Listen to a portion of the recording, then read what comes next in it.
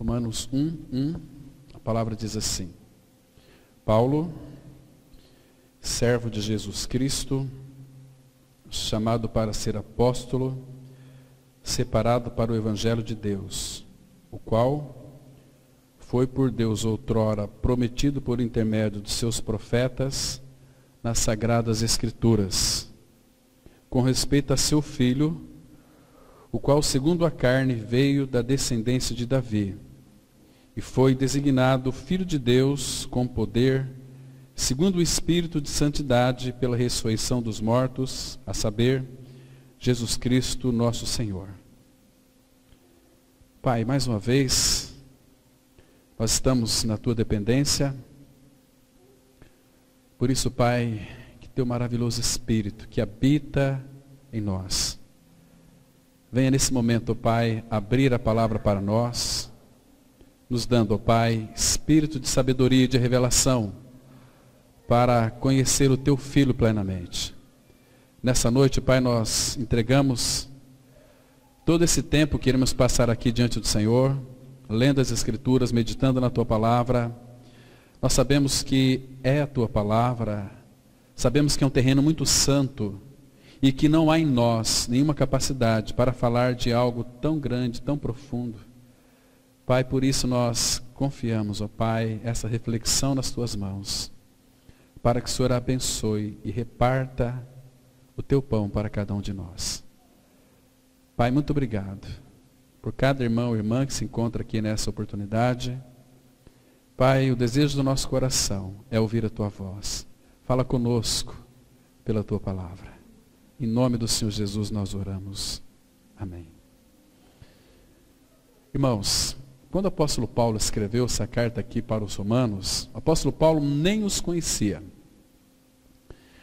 Mas a gente percebe aqui, irmãos, algumas coisas que são fundamentais. Que Paulo, nós vamos perceber, que em primeiro lugar, que ele foi chamado para ser apóstolo. A palavra apóstolo significa o enviado de Deus, aquele que Deus envia. Ele foi separado para uma finalidade. Então Paulo tinha muito claro o seu chamado, o seu ministério dentro do corpo de Cristo. Ele foi separado para o Evangelho de Deus. O apóstolo Paulo, ele estava tão intimamente ligado a este Evangelho, que em alguma circunstância ele diz assim, segundo o meu Evangelho. Porque aquilo que era realidade para Paulo, era algo expresso do coração do Pai para Paulo, no qual Paulo havia ganhado uma experiência tão tremenda, uma convicção maravilhosa. Então Paulo, muitas vezes, nós vemos ele chamando aqui, do meu Evangelho, que o Senhor fala através de mim. Então ele foi separado para o Evangelho. Mas este Evangelho, irmãos, não pertence a nenhuma denominação evangélica. Este Evangelho é Evangelho de Deus. Agora, nós vamos refletir um pouquinho aqui sobre este Evangelho de Deus, baseado no versículo 2. O qual foi por Deus outrora prometido por intermédio de seus profetas nas Sagradas Escrituras. Então, este Evangelho, irmãos, não é nenhuma novidade. Nunca foi novidade para os irmãos do Antigo Testamento.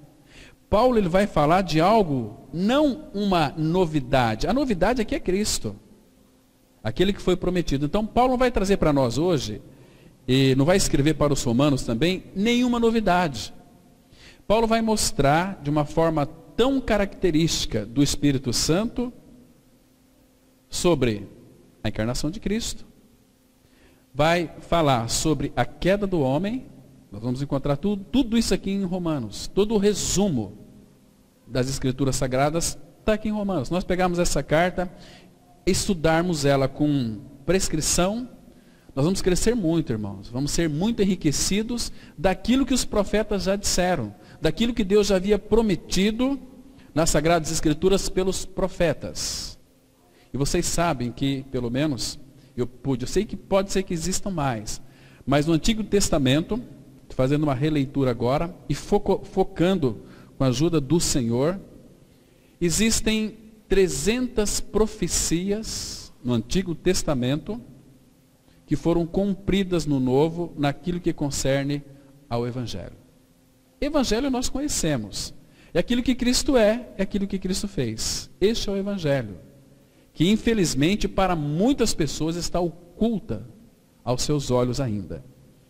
Não tiveram uma realidade. Às vezes passam beirando ali o Evangelho, passam por cima dele, na sua superficialidade, não adentra em águas profundas do Evangelho, porque este Evangelho, ele nos salva, e esse próprio Evangelho nos leva para um crescimento espiritual, que é o desejo do nosso Pai para a sua igreja, né?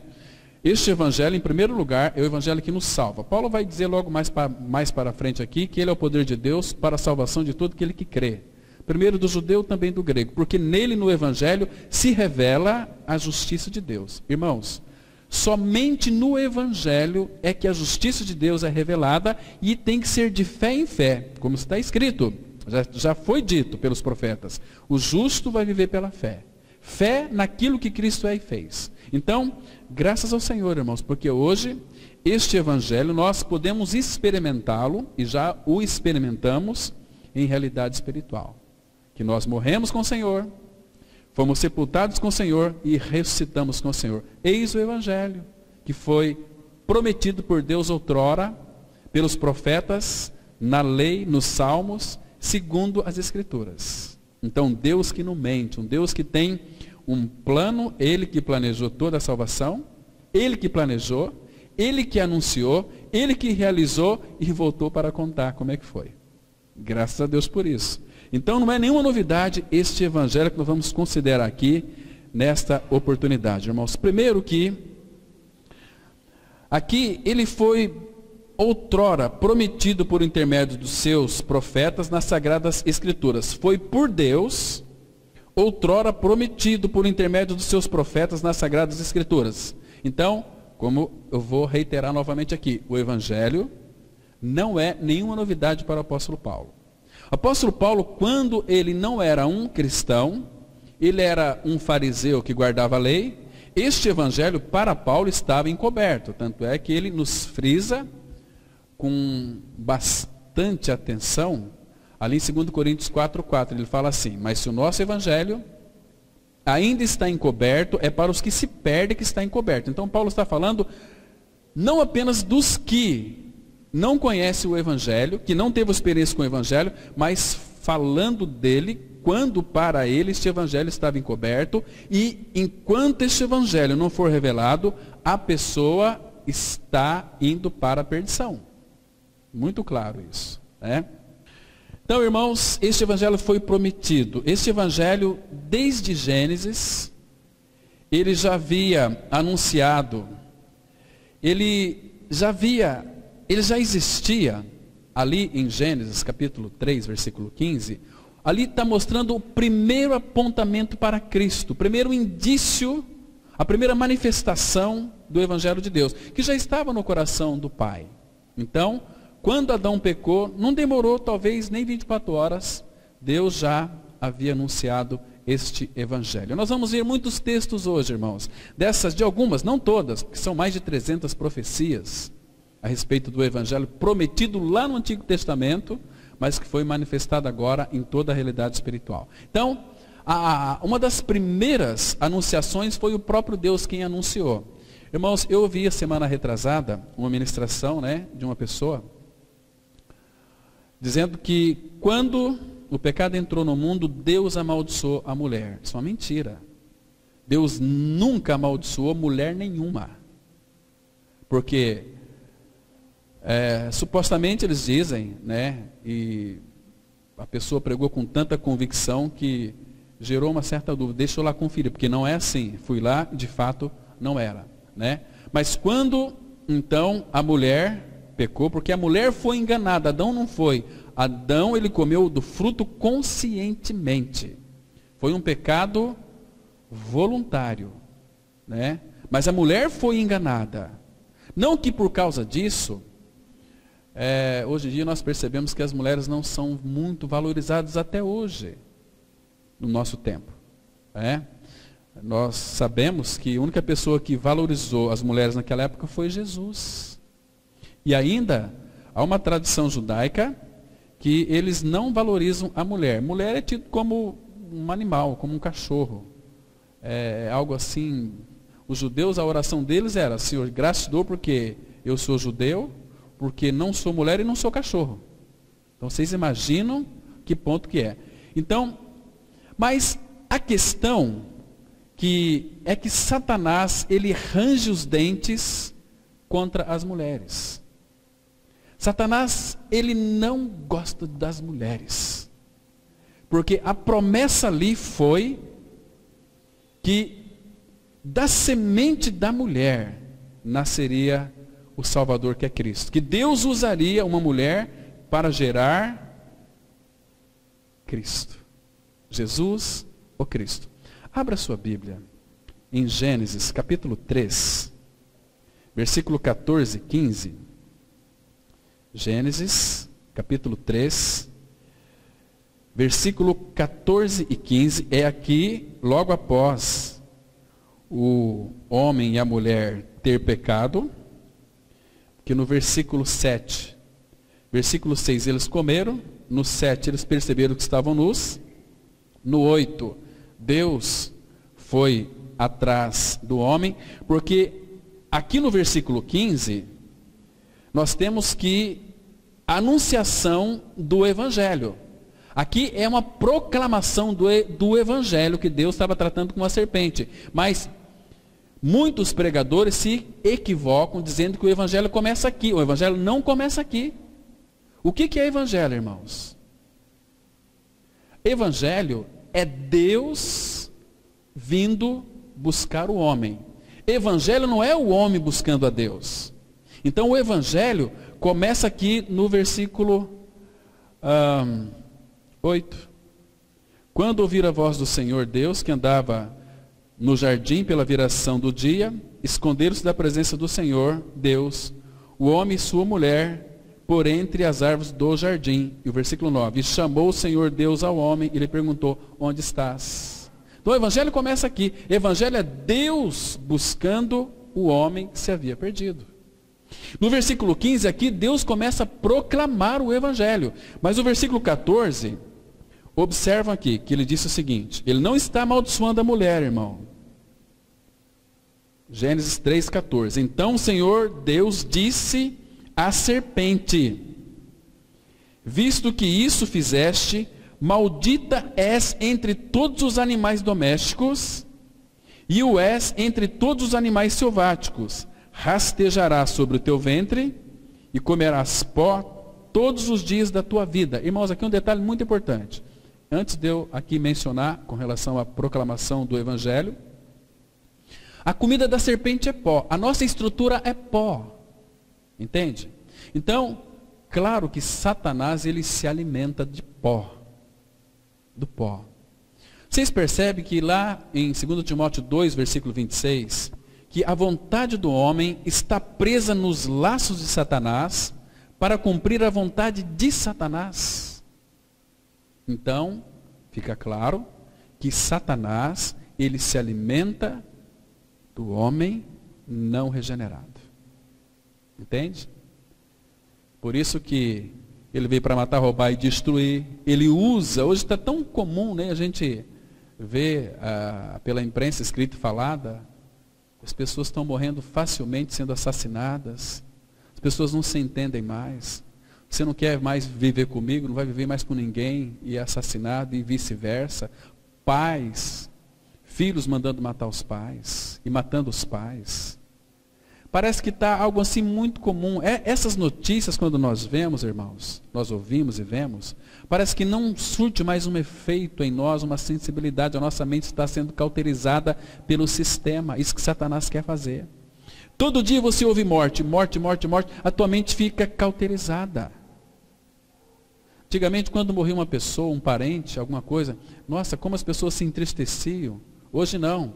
Você participa de um velório, você percebe que nos cantinhos estão as pessoas contando piadas e kkkk, dando risadas, sem um mínimo de respeito para com aquele que está ali enlutado. Então ficou muito comum. Então o sistema é maligno. O mundo jaz no maligno. Então, Deus amaldiçoou a serpente. Percebe? E maligno, quando ele então desceu, ele se tornou diabo, demônio. Então, o alimento da serpente é pó. E aqui temos uma proclamação. Aqui é a proclamação do Evangelho, irmãos. Deus está dizendo: porém inimizade entre ti e a mulher. Quem que é o inimigo da mulher? A não ser ela mesma. Existe um inimigo aqui, Satanás range os dentes. Porque ele não se conforma, porque Deus pôde usar uma mulher para gerar o Salvador, Cristo. Que nasceu ali numa manjedoura, descendência de Davi. Segundo a carne, descendência de Davi. Um Jesus Cristo fraco, sem pecado, mas uma carne que ele sofria cansaço, tinha sede, tinha fome, tinha que descansar. Nós estamos preparando um estudo para nós considerarmos junto com a igreja sobre esse versículo 3 e 4 de Romanos 1.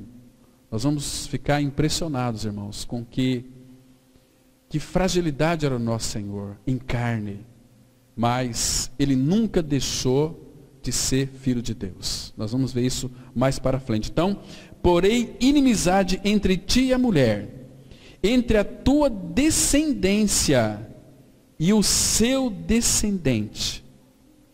A descendência da mulher, que dela nasceria, seria Jesus, o Cristo. Este Jesus te ferirá a cabeça. Foi na cruz. Nós sabemos que então o Senhor Jesus, quando a morte veio para picá-lo, Jesus não tinha nada a ver com a morte. Ele não tinha pecado. Mas ele levou sobre si o meu e o seu pecado por amor a nós.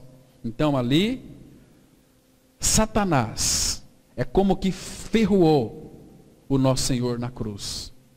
Porque o ferrão do pecado é a morte. Diz lá em 1 Coríntios 15 o apóstolo Paulo. Então, ali o Senhor Jesus, ele bebeu todo o cálice da ira de Deus, porque Deus, sendo justo, ele não pode salvar o pecador se não cumprir a justiça dele no pecador. O salário do pecado é a morte. Então, o ser humano que desce para a sepultura hoje, sem a vida de Cristo, ele vai estar perdido eternamente. Então, Deus vai cumprir a sua justiça, condenando aquela pessoa à perdição eterna. Mas nunca foi da vontade do Pai, mas ele é justo. Deus não pode negar a si mesmo, irmãos. Vocês entendem? Então vocês se lembram que nós lemos com jovens, Isaías 51, que por nada nós fomos vendidos, e sem dinheiro também nós fomos resgatados. Mas quem pagou o preço foi o nosso Senhor, lá naquela cruz. Então, este Jesus te ferirá a cabeça e tu lhe ferirás o calcanhar. Lhe daria ali um ferrão de morte. Né? Então aqui, irmãos, começou a proclamação do Evangelho. Aquele Evangelho que é o Evangelho de Deus, prometido nas Sagradas Escrituras, desde os tempos eternos, pelos profetas, pela lei. Porque Moisés também falou deste Evangelho, que o Evangelho, ele é o próprio Senhor Jesus Cristo. Então, qual é a doutrina do Evangelho? Cristo.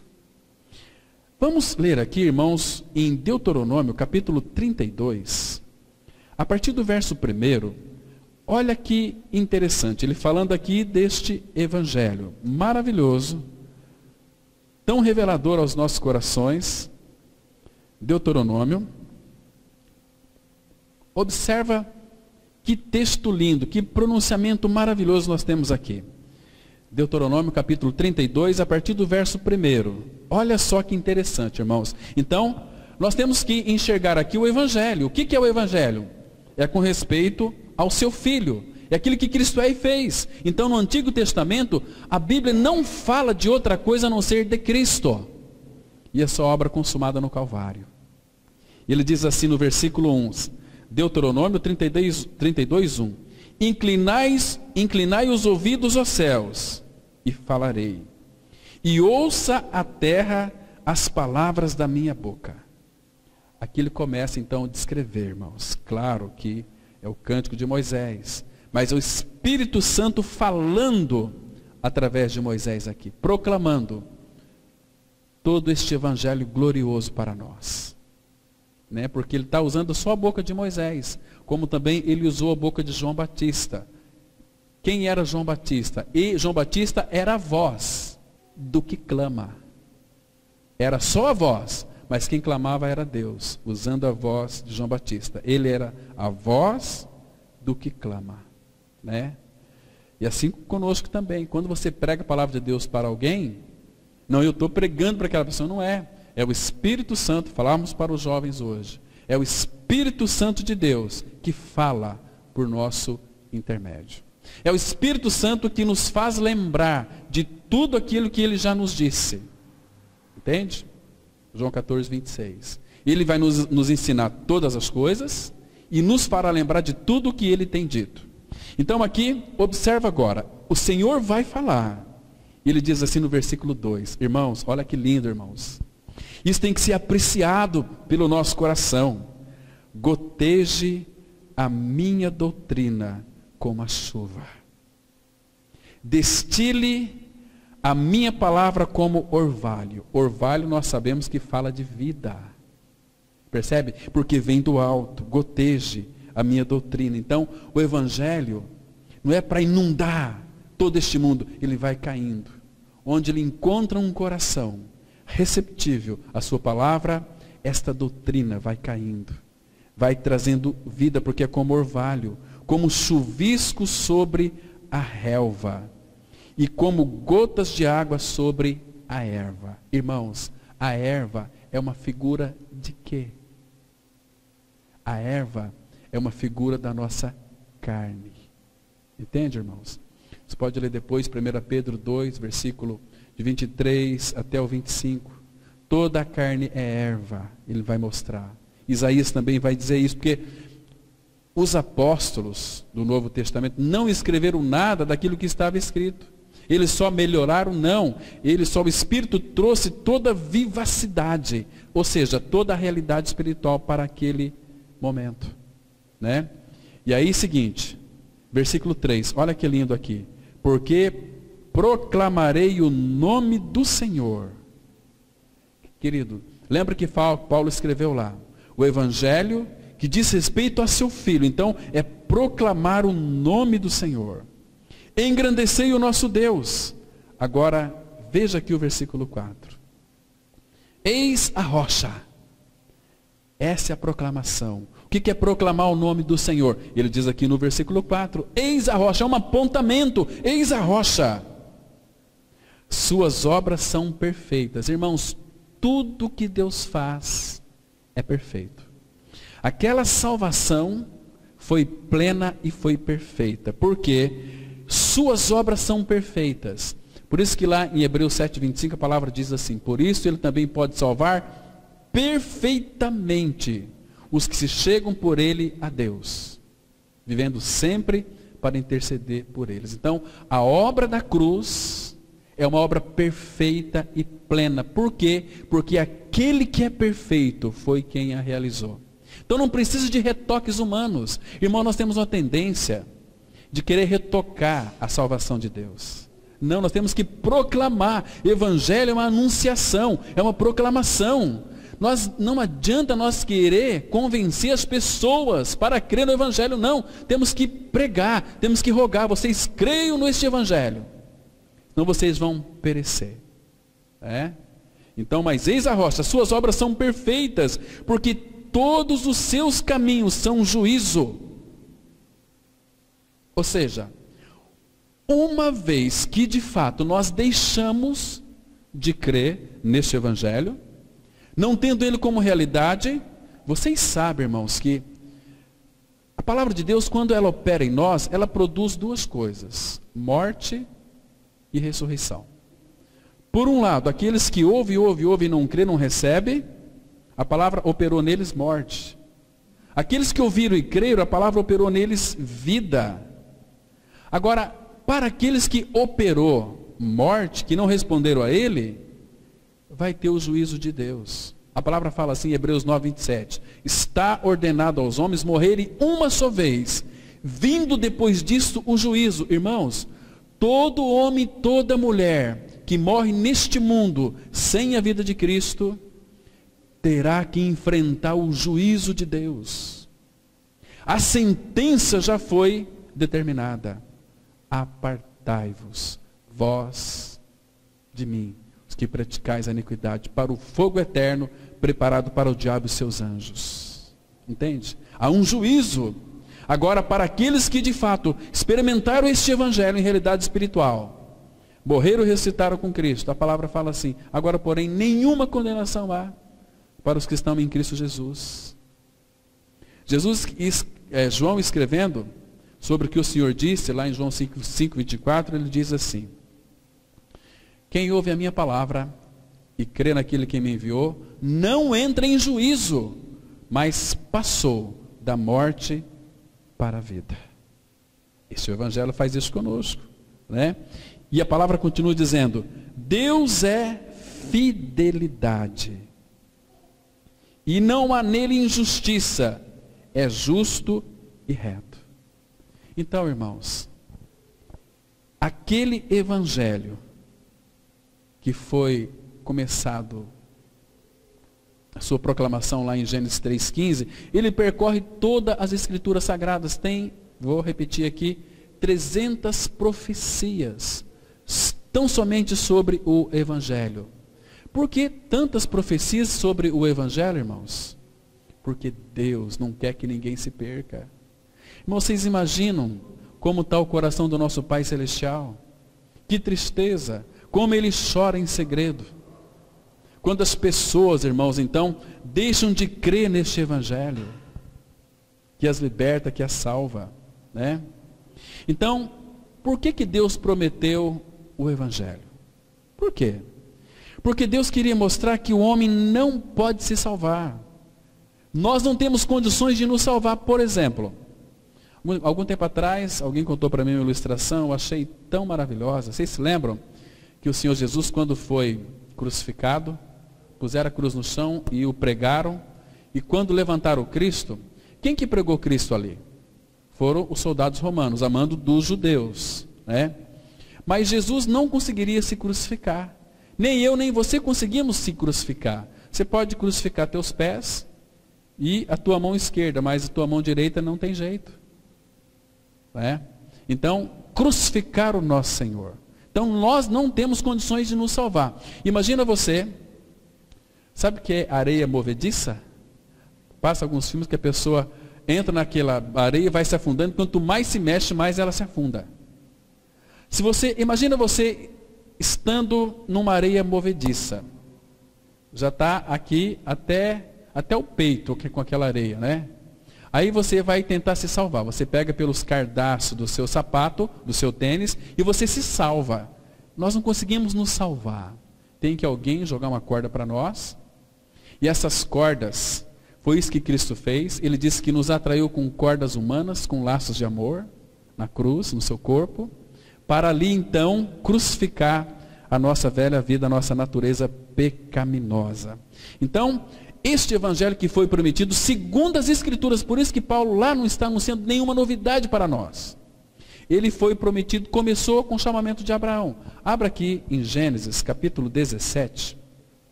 Gênesis 17, nós estamos verificando, irmãos, aquilo que concerne ao evangelho de Deus. Gênesis 17, versículo 7 e 8.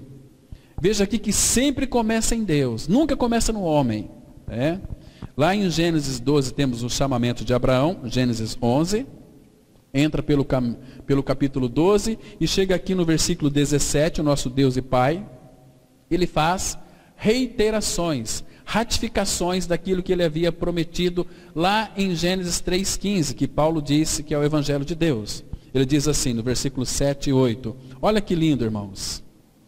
Estabelecerei a minha aliança entre mim e ti, e a tua descendência no decurso das suas gerações, aliança perpétua, para ser o teu Deus e da sua descendência. Deus está dizendo para Abraão aqui o seguinte, Abraão, eu quero fazer uma aliança contigo. Talvez Abraão olhasse para o Senhor e falasse, Senhor, mas o que eu posso oferecer para o Senhor? Que aliança vai ser entre mim e ti? Agora, Abraão, e vai ser a tua descendência no decurso das gerações, é uma aliança perpétua, porque eu vou ser o teu Deus, e da tua descendência também, porque todos procederão de ti também. Versículo 8, aqui, dificilmente nós vamos encontrar a palavra graça no Antigo Testamento. Aqui no começo do versículo 8, tem a palavra graça. Diz assim, dar-te-ei a tua descendência. Graça é Deus dando, fazendo tudo a quem nada merece. Dar-te-ei a tua descendência, a terra das tuas peregrinações, toda a terra de Canaã, em possessão perpétua, e serei o seu Deus. Claro que Abraão, ele usufruiu da terra de Canaã, que é uma figura da plenitude de Cristo. Mas, como é também para a descendência de Abraão, que somos nós, eu e você, qual terra de Canaã que nós nos apropriamos hoje? Terra de Canaã fala da plenitude de Cristo da sua plenitude. Paulo vai dizer isso lá em Efésios 3:8, do Evangelho, das insondáveis riquezas de Cristo. Então, irmão, nós temos muitas coisas em Cristo. Feliz daquele que é habitado pelo Senhor, e que sabe que é habitado pelo Senhor, e que sabe que é uma nova criatura, e sabe que morreu e ressuscitou, que Cristo é a sua vida. Este é um filho de Deus. Este, se cavucar, se garimpar, ele vai começar a conhecer e desfrutar. Não é para ter conhecimento, mas se eu tenho conhecimento, eu preciso de desfrutar. Hoje nós falamos pela manhã que quando surge algum problema na nossa vida, por maior que seja, irmãos, vai para o teu quarto, dobra teu joelho e clama ao Todo-Poderoso. E ele vai dizer assim, muitos textos do Antigo Testamento e do Novo Testamento. Olha, nada é dificilmente demasiado impossível para mim. Nada.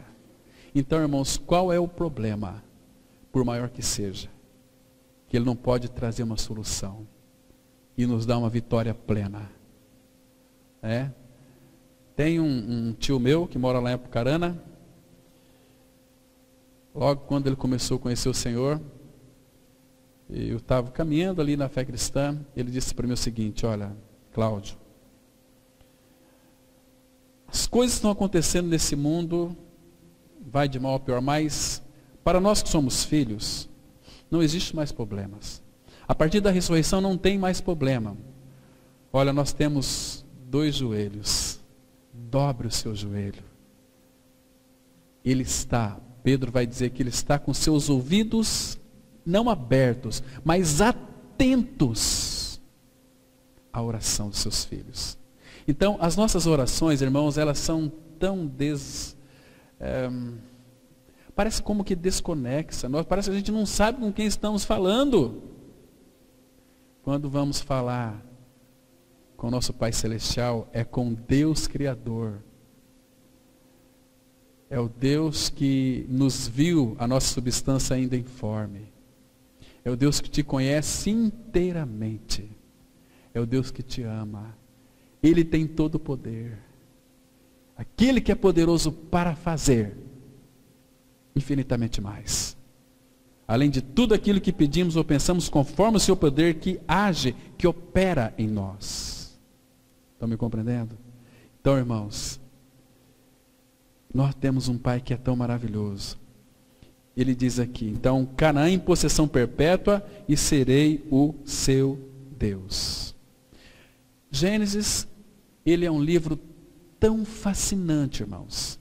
É um livro extraordinário, é um livro que o Pai parece que, se a gente começar a ler com bastante prescrição esse livro aqui, vai perceber que o Pai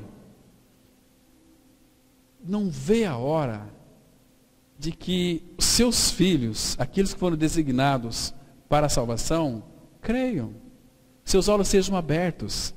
Porque, irmãos, olha que promessa linda, nós temos aqui em Gênesis, capítulo 49, versículo 10. Gênesis 49, versículo 10. Por isso que eu acho este livro de Gênesis um livro extraordinário. Nós temos aqui tantas promessas deste evangelho, irmãos. Gênesis 49, versículo 10, que diz assim, aqui é profecia do evangelho, de Cristo e sua obra consumada no Calvário. Diz assim a palavra, olha só. O cetro não se arredará de Judá, nem o bastão de entre seus pés, até que venha Siló, e a ele obedecerão os povos. Vós sois meus amigos se fizerdes o que vos mando. Então aqui vamos entender. O cetro aqui, irmãos, é um instrumento de autoridade do rei. Cetro. O cetro não se arredará de Judá. Jesus, ele veio da descendência de Judá. Apocalipse 5:5 vai dizer que ele é o leão da tribo de Judá. Apocalipse 5:5. Né? Então, uma outra aqui fala de Siló. Essa segunda profecia aqui diz respeito à palavra Siló, que significa o pacífico ou o que dá descanso. Ele veio, irmãos, para nos fazer descansar. A nossa alma tão agitada. Vinde a mim todos vós que estáis cansados, sobrecarregados, e eu vos aliviarei. Tomai sobre vós o meu jugo e aprendei de mim, que sou manso e humilde de coração, e achareis descanso para as vossas almas. Irmãos, a preocupação do nosso Senhor é que nós tenhamos descanso, mas descanso nele. Descansar numa vida de ressurreição. O que é uma vida de ressurreição? Pastos verdejantes. Eu sou a porta, disse o nosso Senhor em João 10. Todo aquele que entrar por mim, entrará, morreu, sairá, ressurreição, e achará pastagens. Pastagens fala de uma vida de descanso, uma vida de ressurreição. Porque, você se lembra do Salmo 23? Ele me faz repousar em pastos verdejantes. Pastos verdejantes é uma vida de ressurreição. Nós nunca vamos pastar, como muitos pastam, mas vamos pastar em pastos verdejantes, porque o Senhor sempre vai nos guiar às águas de descanso, a tranquilidade, serenidade, Ele vai refrigerar a nossa alma. A presença dEle gera em nós, Atos 3:20, tempos de refrigério. Percebe, irmãos, que existe tantas movimentações hoje no nosso país, estamos vendo agora, né, uma movimentação que está abalando aí, né, todo o Brasil, está sendo notícia fora do Brasil. Mas aí começa a surgir as pilhérias também, as piadinhas com tudo isso, né? Às vezes a gente vê um áudio lá, a gente vai escutar, mas eu recebi um áudio hoje dizendo o seguinte: puxa vida, o Temer, né, está para deixar o palácio, mas ele é tão contra os caminhoneiros, né, mas ele vai precisar de um caminhão para puxar a mudança dele, né? Então essas pilhérias assim, de mau gosto, e para todo mundo dar risada, essas coisas, misericórdia, Senhor. Então aqui, irmãos, observa que lindo: o cetro não se arredará de Judá, nem o bastão de entre os seus pés, até que venha Siló, tempo pacífico, tempo que dá descanso, né?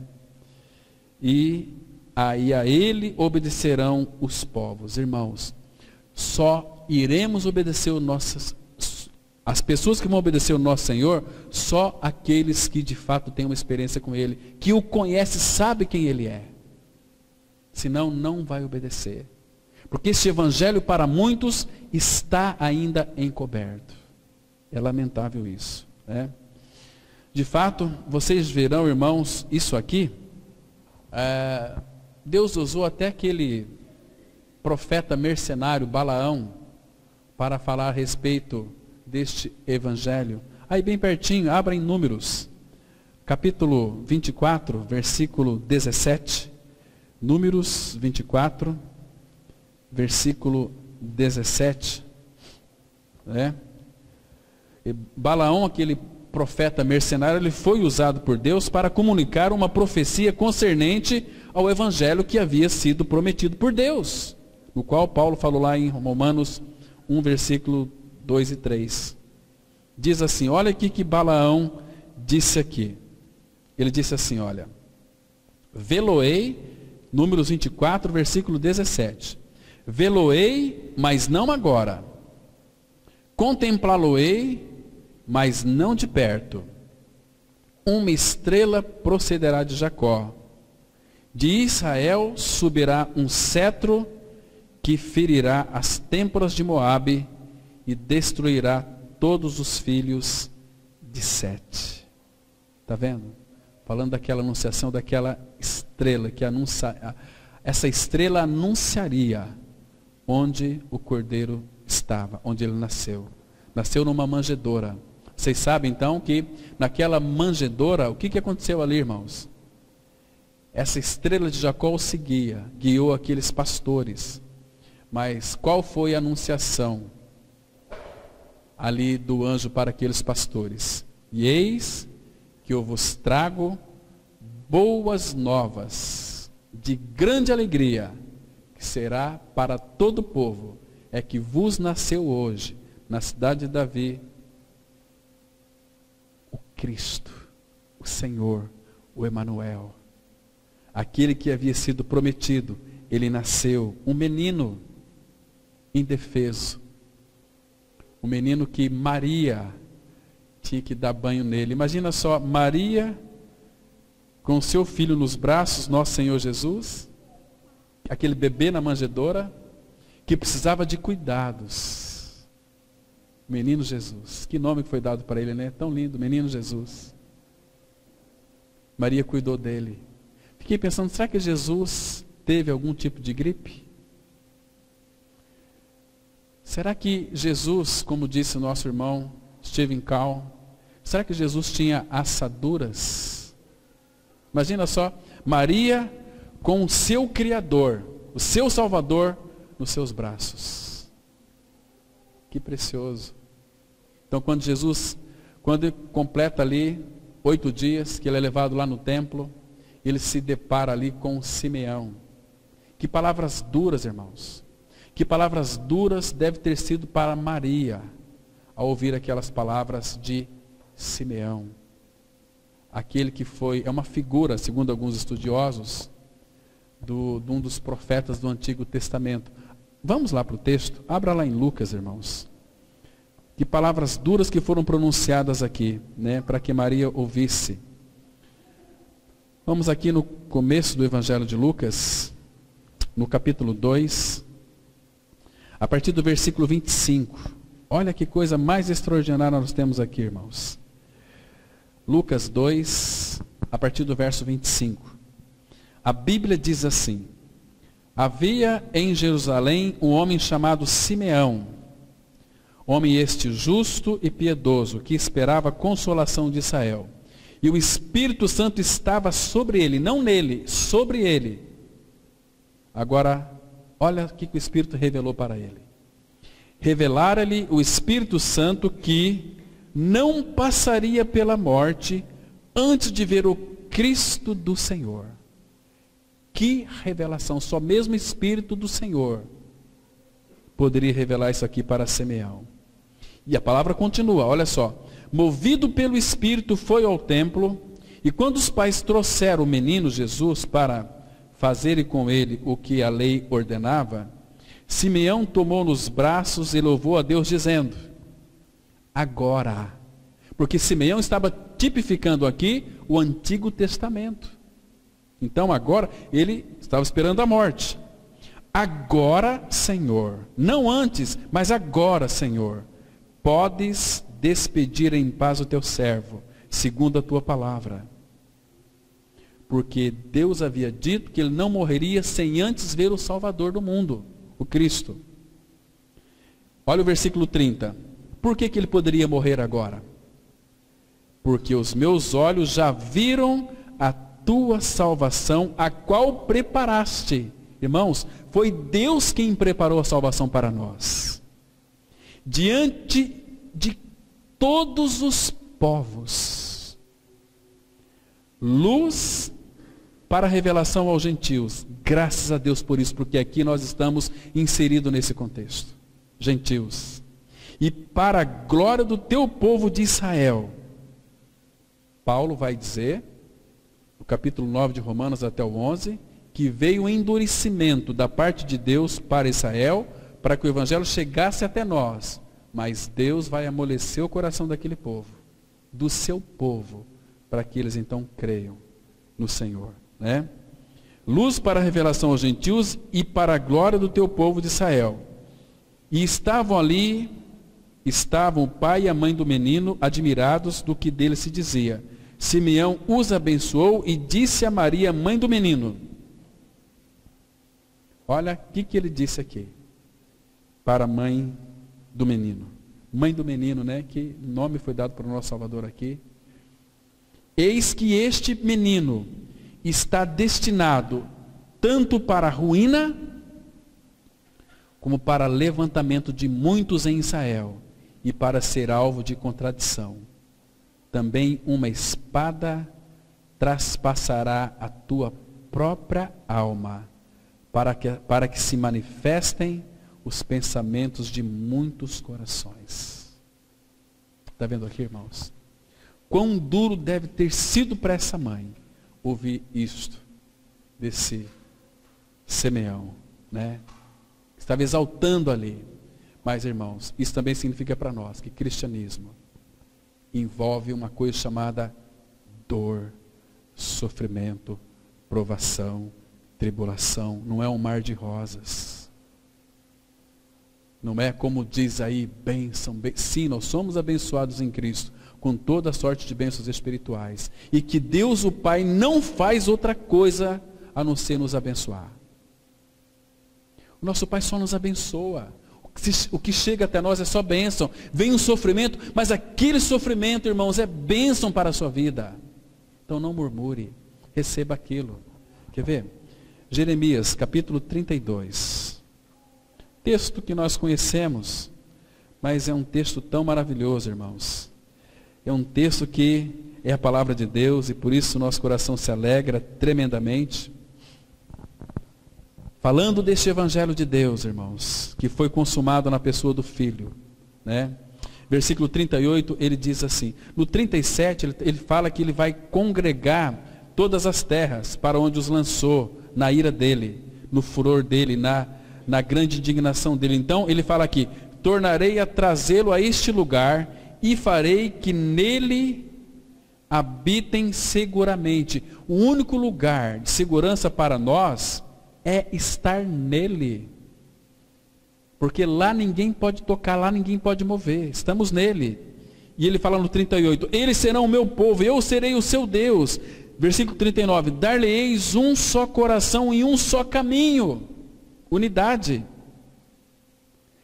Para que me temam todos os dias para o seu bem e bem de seus filhos. 40.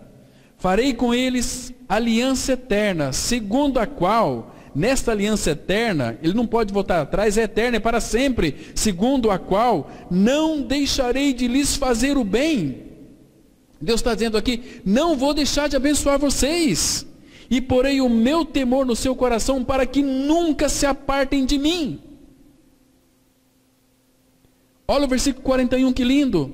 Alegrar-me-ei por causa deles, e lhes farei bem, e lhes abençoarei, plantá-los-ei firmemente nesta terra, que é Cristo, de todo o meu coração, de toda a minha alma. Agora veja o 42, irmãos. Porque assim diz o Senhor, assim como fiz vir sobre este povo todo este mal, assim lhes trarei todo o bem que lhes estou prometendo. E Deus não é homem para que minta. Ele disse, isso aqui é para mim e para você, para nós desfrutar. Ah, irmãos, não compensa ser religioso. Todo religioso é amargurado, é triste. Todo religioso vive só na casca. Vamos lá na igreja buscar a bênção. Irmão, nós já somos abençoados com toda sorte de bênçãos. Todas as bênçãos em Cristo. Onde é que está Cristo habitando hoje? Já estou crucificado com Cristo, vivo não mais eu, mas Cristo vive em mim. Você é um abençoado, porque Ele prometeu e Ele cumpre o que Ele diz. Irmãos, este evangelho que foi prometido nas Escrituras, nós estamos olhando para ele. Então não é novidade no Novo Testamento. Vamos ver aqui uma maravilhosa promessa também, que Deus fez a Davi. Segundo Samuel, capítulo 7. Segundo livro do profeta Samuel, capítulo 7. Temos aqui, irmãos, uma promessa linda deste glorioso evangelho, né? Sobre Davi. Então, versículo 12. Segundo Samuel, capítulo 7, versículo 12 até o 14. Né? A palavra, ela diz assim. Olha que interessante, irmãos. Olha que lindo aqui. Segundo Samuel 7, verso 12. Quando teus dias se cumprirem e descansares com teus pais, aqui Deus está prometendo para Davi. Ele fala assim, depois de ti, o teu descendente, claro que era Salomão, mas apontando para Cristo, o teu descendente que procederá de ti e estabelecerei o seu reino. Nós sabemos que o reino dele é o reino eterno. Olha como é que Deus escreve a história, irmãos. Olha como é que Deus faz a história, irmãos. Veja aqui, versículo 13. Este, aqui no caso, literalmente era para Salomão. Mas, irmãos, o pai está vendo além de Salomão, contemplando seu filho. Nós temos que ver aqui, no Antigo Testamento, encontrar Cristo. Este edificará uma casa ao meu nome. Irmãos, qual que é a casa para Deus, irmãos? Qual é a casa para Deus? Onde que Deus habita? Qual é a morada de Deus hoje? Nós. Eu e você, nós somos a casa de Deus. A igreja do Deus vivo. Diz lá Paulo, lá em 1 Timóteo. Nós somos a igreja do Deus vivo. Esse edificará uma casa ao meu nome. Quem que edifica a igreja, irmãos? É pastor? São os irmãos? Não. Jesus disse para Pedro, Pedro, tu és Pedro, tu és uma pedra. E sobre esta rocha, sobre mim, Pedro, eu, não você, eu edificarei a minha igreja, e as portas do inferno não prevalecerão contra ela. Jesus que é o edificador. Então, uma casa ao meu nome, e eu estabelecerei para sempre o trono do seu reino. Nós cantamos aqui, né? Teu reino é eterno, firmado em misericórdia, justiça e verdade. O que mais? Bondade, fidelidade. Este é o reino. Este reino aqui não é comida nem bebida, mas justiça, paz e alegria no Espírito Santo. Quando tem justiça, tem paz, aí tem alegria no Espírito Santo. O reino de Deus é um reino de alegria, né? E alegria eterna coroará a nossa cabeça. Continua, versículo 14. Irmãos, olha que lindo aqui. Eu lhe serei por pai. Oh, que coisa mais preciosa. Que coisa linda. E ele me será por filho. Se vier a transgredir, castigá-lo-ei com varas de homens e com açoites de filhos de homens. Versículo 15. Mas a minha misericórdia se não apartará dele, como a retirei de Saul, a quem tirei de diante de ti. Porém, a tua casa e o teu reino serão firmados, aleluia, para sempre diante de ti. Teu trono será estabelecido para sempre. É um reino eterno. Vocês conseguem, irmãos, enxergar aqui a beleza de tudo isso? Que Deus maravilhoso que planejou todas as coisas, anunciou o evangelho lá no Antigo Testamento e a cumpriu no seu Filho Jesus, porque ele é o cumprimento. E graças a Deus que nós participamos desse evangelho.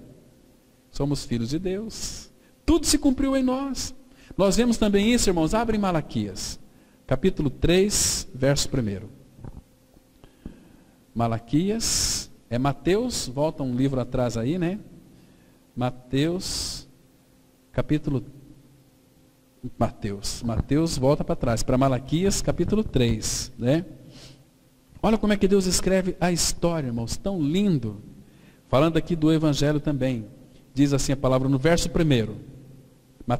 Malaquias 3:1. Eis que eu envio o meu mensageiro, que preparará o caminho diante de mim. É ele falando aqui. O João, né? De repente virá ao seu templo o Senhor, a quem vós buscais. O anjo da aliança. Oh, irmãos, para você entender isso, que você tem que ler Êxodo, com bastante cuidado, para você conhecer este anjo da aliança, o anjo da sua presença. O anjo da aliança, a quem vós desejais, eis que ele vem, diz o Senhor dos Exércitos. Porque aqui, essa é a primeira vinda. Que Paulo, sabe como é que Paulo interpreta isso aqui, lá em Gálatas capítulo 4? Ele diz assim, no versículo 1 aqui, Paulo interpreta assim: vindo a plenitude dos tempos, Deus enviou seu Filho, nascido segundo a lei, nascido de mulher segundo a lei, para resgatar os que são debaixo da lei. Mas o segundo envio aqui, diz assim, no versículo 2, mas quem poderá suportar o dia da sua vinda? Na primeira vinda aqui, é o versículo 1. A segunda vinda é o versículo 2. Quem pode suportar a segunda vinda? O dia da sua vinda. E quem poderá subsistir quando ele aparecer? Porque ele é como o fogo do ourives e como a potassa dos lavandeiros. Está vendo, irmãos? Que lindo. Que preciosidade. Então a palavra, ela se completa. Está tão claro para nós quando nós lemos as Escrituras do Antigo Testamento a partir de Cristo. Então nós temos que encontrar Cristo em todo o Antigo Testamento. Porque o Novo Testamento completa o Antigo completa o Novo. Então, tudo isso constitui a palavra de Deus. Por isso que Paulo, escrevendo a Timóteo, ele diz assim: toda a Escritura é inspirada. Toda a Escritura, Antigo e Novo Testamento, é inspirado pelo Senhor, né? E Moisés disse a respeito dele, que depois dele viria um profeta. Irmãos, algo muito sério aqui. E aquele que não ouvir este profeta seria exterminado. Abra aqui, em Atos capítulo 3, 22 e 23. Atos 3, 22 e 23. Fazendo referência aqui de Deuteronômio capítulo 18, de 14 a 18, né? Então, Atos 3, 22, a Bíblia diz assim, olha: disse na verdade Moisés: o Senhor Deus vos suscitará dentre vossos irmãos um profeta semelhante a mim. A ele ouvireis em tudo quanto vos disser. É para ouvir a ele. As minhas ovelhas ouvem a minha voz, disse o nosso Senhor. Agora, olha o versículo 23. Quando nós nos distraímos de Cristo, como começamos a ouvir esses profetas de meia sola, mequetrefes, esses profetas com essas visões aí loucas, absurdas, Deus mandou te dizer, cuidado com isso, porque olha só o versículo 23. E acontecerá que toda alma que não ouvir a esse profeta será exterminada do meio do povo. Isso é muito sério, irmãos. Isso é muito sério. Zacarias 12:10 fala que ele foi traspassado. Lá, irmão, Zacarias 3:9 fala que ele iria tirar a iniquidade dessa terra num só dia. O Evangelho foi na cruz. Qual foi o dia que ele tirou a iniquidade da terra? Lá na cruz, no seu corpo, quando ele nos crucificou com ele. Quando o Cordeiro de Deus morreu na cruz, ele estava ali tirando o pecado do mundo. E foi em um só dia. Zacarias 3:9 vai dizer exatamente isso, né? Então, irmãos, Lucas 24, você vai perceber que Jesus, ele abriu o entendimento dos discípulos para compreender as Escrituras, tudo que estava escrito na lei de Moisés, nos Salmos e nos profetas, e disse para os discípulos: era necessário que o Filho do Homem padecesse, morresse e ressuscitasse. Este era o Evangelho. Agora nós vemos Paulo, irmãos, descrevendo o Evangelho de uma forma tão linda para nós, que fala da morte e ressurreição. Porque Romanos 6:5, porque se fomos unidos com ele na semelhança da sua morte, certamente seremos também na semelhança da sua ressurreição. Se morremos com ele também viveremos. Não é assim que está escrito lá, irmãos? Agora, irmãos, presta atenção. Paulo nunca deixou este evangelho, porque era algo muito real na vida de Paulo. E se Paulo tivesse aqui no nosso meio até hoje, sabe o que ele diria para nós, igreja do Senhor, hoje aqui reunidos? O último texto nós vamos encerrar. Atos capítulo 26, versículo 22 e 23. Evangelho é morte e ressurreição. É aquilo que Cristo é e fez por cada um de nós, né? Ele diz assim, testemunhando aqui para o rei Agripa. Olha, irmãos, que coragem. Atos 26, 22 e 23. Nunca se esqueçam disso, irmãos.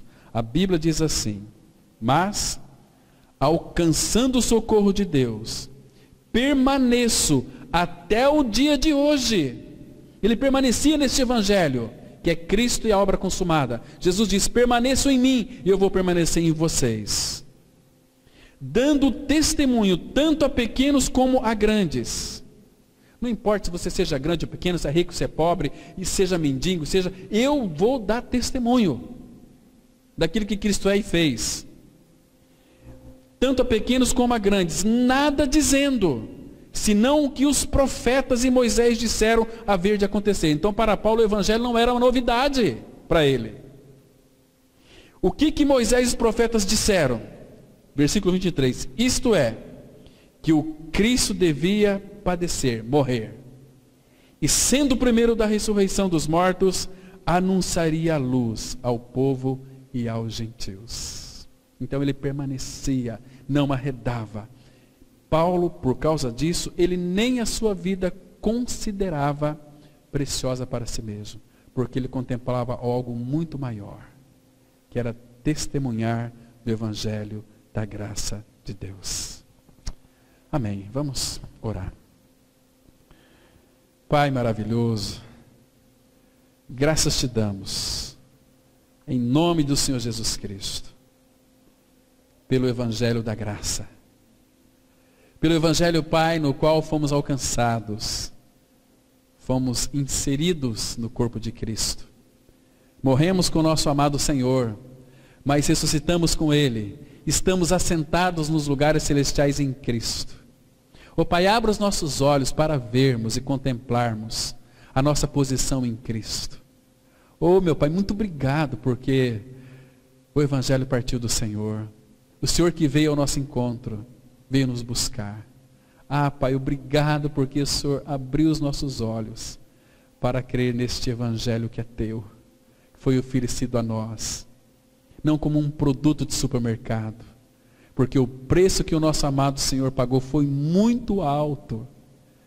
Por isso, Pai, nós queremos tão somente celebrar o Senhor, louvar o Senhor e engrandecer o teu nome.